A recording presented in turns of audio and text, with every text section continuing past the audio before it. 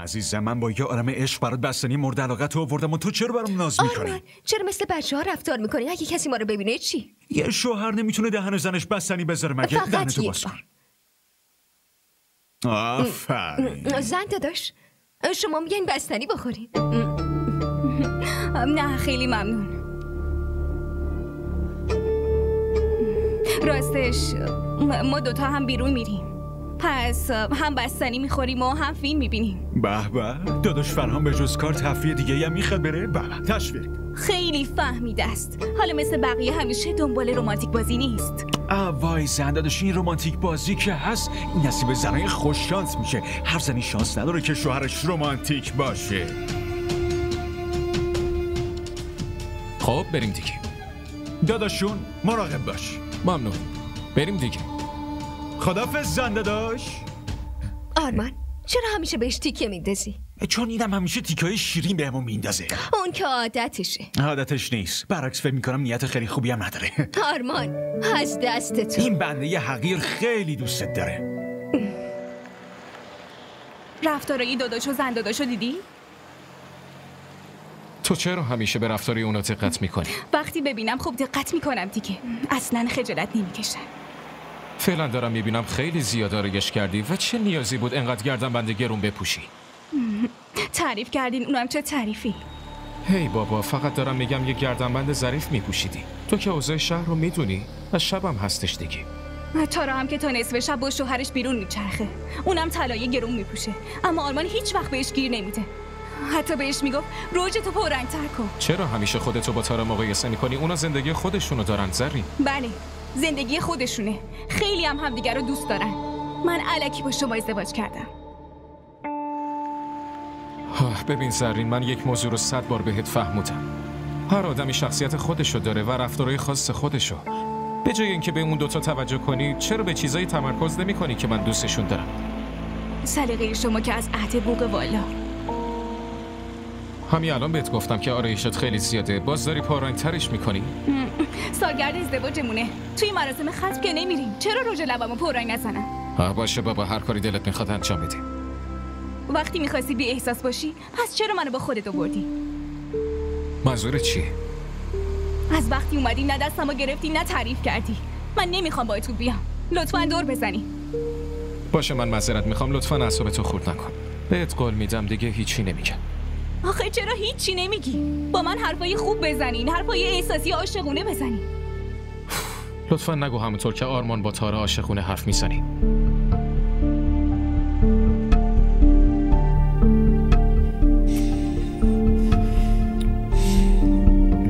تو داری چی کار میکنی؟ دارم غذا میخورم. اینطور غذا میخوری؟ باشه. یه لحظه. کن. اومد. یالا. آفرین. پسر داری چی کار میکنی؟ یه قاشق غذا بهش دادم. آرمان تو کی بزرگ میشی؟ کی این بچه بازی تو تموم میکنی؟ این بچه بازی نیست مادر من، این عشقه، عشق. پسرم حرکتای عاشقونه تو برای اتاقت بذاری خیلی عالی میشه. وقتی این رفتارا رو میکنی مردم فرصت پیدا میکنن پشتت حرف در بیارن. مردم نه، بلکه زن داداش زرین، اینو بگین. مردم نه. خب راست میگه. تو هم بنا به موقعیت رفتار کن. هر جایی شروع میکنی. مامان شما به حرفای زن داداش زرین اهمیت ندین. اون آدمایی که واسه این رفتار رو برای مردم فتوا صادر میکنن در نهایت خودشون هم همینطوری ان. مثلا چطور؟ مثلا این که دیشب چه قیافه گرفته بود که ما دیر کردیم بیرون، شام خوردیم، حتی رفتیم فیلمم دیدیم. امشب خودش با خاندادش رفته بیرون، شامم میخوره و فیلمم میبینه. آرمان اون زن داداش بزرگته و دختر خالته. اون هر چی میگه به خاطر خودت میگه پسرم. اون زن داداش و دختر خالم کم از جاسوس ندارن، همیشه جاسوسی ما رو میکنن. این چه حرفای خاله زنکیه که داری میگی؟ وقتی با زنا بشینی همینا رو یاد میگیری. زنا؟ کجاست زنا؟ من که فقط با بانو.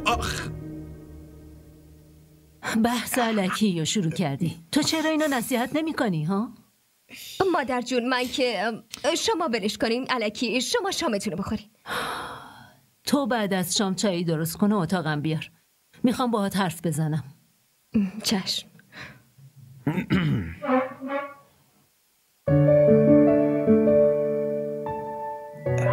تموم تموم شد نگران نباش. بیا یه قاشق دیگه بخور. یالا ولش کن، من خودم میخورم. همه از دست من عصبانی میشن. خیلی دیر شده. لطفا یه چیزی انتخاب کن دیگه. همشون طرحهای قدیمی هستن، هیچ کدوم خوشم نمیاد. پس خودت بگو که چه جوری میخوای. همون خانم اینو ببینید. همون دستبندی که آرمان برای تارا هدیه گرفت و میخوام. من از کجا بدونم آرمان برای تارا چه جور دستبندی خریده؟ مگه شما ندیدین؟ همونی که دستش انداخته بود. خانم عزیزم، من به خانمای دیگه دقت نمی‌کنم. الان عکسشو نشون میدم. الان برای چی باید عکس تارا رو ببینم؟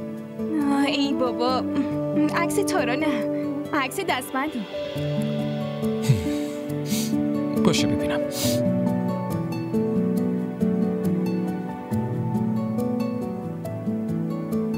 آقا ببخشید، شما این دستبند رو دارین؟ ببینم. بله. پس لطفا این دستبند رو بهشون نشون بدین.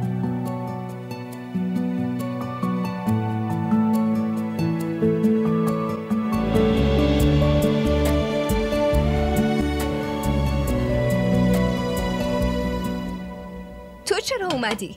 و من داشتم برای مادرجون چای درست میکردم. کدوم بدبخت اومده چایی بخوره عزیزم؟ من اینجا اومدم که ببینمت، کنارت بشینم و باهات یکم حرف بزنم. تو میخوای منو به کشتن بدی آرمان؟ چرا؟ واقعا سر میز نشنیدی مادرجون چی گفت؟ آره شنیدم، از اینجا شنیدم و از اینجا بیرون شد و رفت اونجا. تو میخوای که رابطه من با خانواده شوهرم همیشه بد باشه. خب تو هم که حال قلبمو بد کردی، اون چی؟ تو رو نمیشه کاریت کرد، تو درست بشو نیستی. وای خدای من، این نه حرفمو میفهمه و نه خواهد فهمید. اگه 1 دقیقه دیگه بیشتر اینجا بمونم مادرجون خودش میاد آشپزخونه.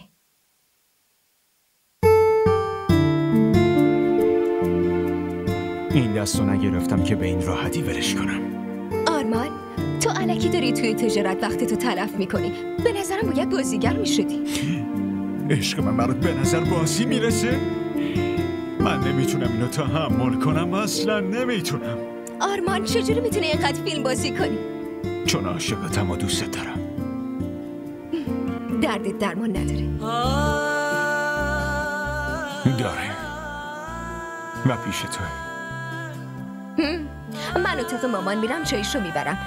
تو اینجا هر چقدر میتونی فیلم بازی کن و لذت ببر، باشه؟ خب بشنو، من خیلی دوست دارم. آره میدونم. فیلمم بازی نمی کنم. اینم میدونم. چای داره سرد میشه.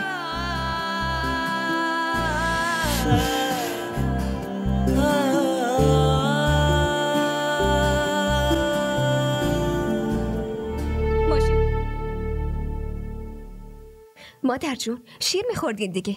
این وقت شب چایی بخوریم خوابتون نمیبره. چون الان نمیخوام بخوابم دخترم. راستش میخواستم یه چیزی بهت بگم، اما اصلا اینطور فکر نکن که مثل مادر شوهرای قدیمی با گفتن و خندیدن پسر و عروسم مشکل دارم. اصلا نگران نباشید، راحت حرفتونو بگین. دخترم من برعکس خوشحال میشم. خداوند عشق شما دوتا رو همیشه پابرجا و سلامت نگه داره. آمین. اما ببین دخترم، یه چیز هست به اسم چشم زخم که سنگ رو هم میشکنه. تو میفهمی که چی میخوام بگم نه؟ آره میفهمم مادر جون. به هم اعتماد کنید، من همیشه آرمان رو نصیحت میکنم که رفتارش رو درست کنه. آره میدونم تو نصیحتش میکنی، تو خیلی عاقلی. من اصلاً به فهمیده بودن ذره‌ای هم شک ندارم، ولی من میترسم دخترم که نکنه آدمای حسود عشق شما دوتا رو چشم بزنن. خدا نکنه. احتیاط شرط عقله. تو از کجا میدونی توی ذهن و قلب طرف مقابل چی میگذره؟ مخصوصا الان که خدا بهتون نعمت بزرگی داده. 100 جور چشم حسود ممکنه روی شما دوتا باشه. واسه همین همیشه 4 قول بخون، هم برای خودت هم برای آرمان. برای حسد خوبه. شما نگران نباشین، من حواسم هست. آفرین، من ازت همینو انتظار داشتم. حالا دیگه برو توی اتاقت.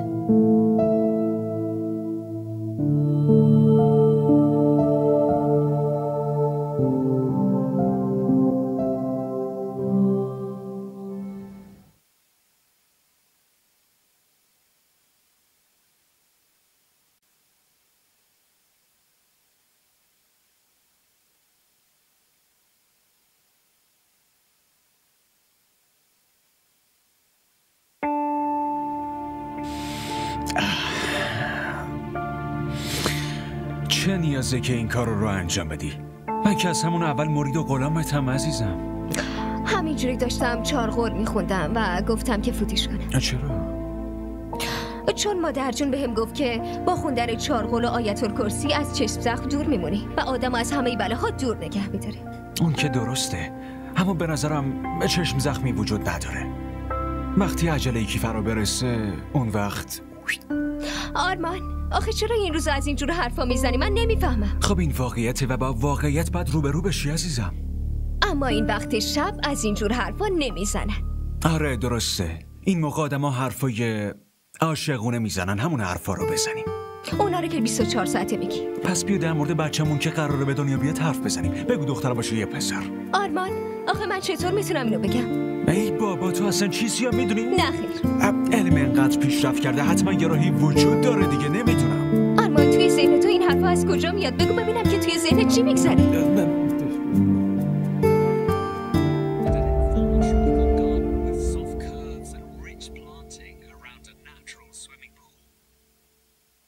لطفاً یه لیوان آب برام بیار. از اول میگفتی. همین الان از آشپزخونه اومدم. باشه بابا، خودم میرم بیارم. تو بشین، الان میارم.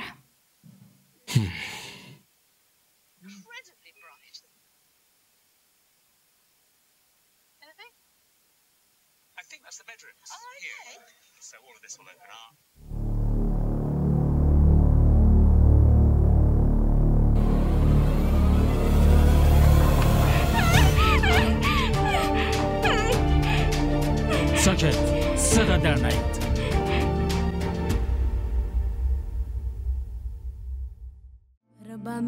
کانال ما رو سابسکرایب کنید. حمایت شما به ما روحیه میده. मुझे पार लगा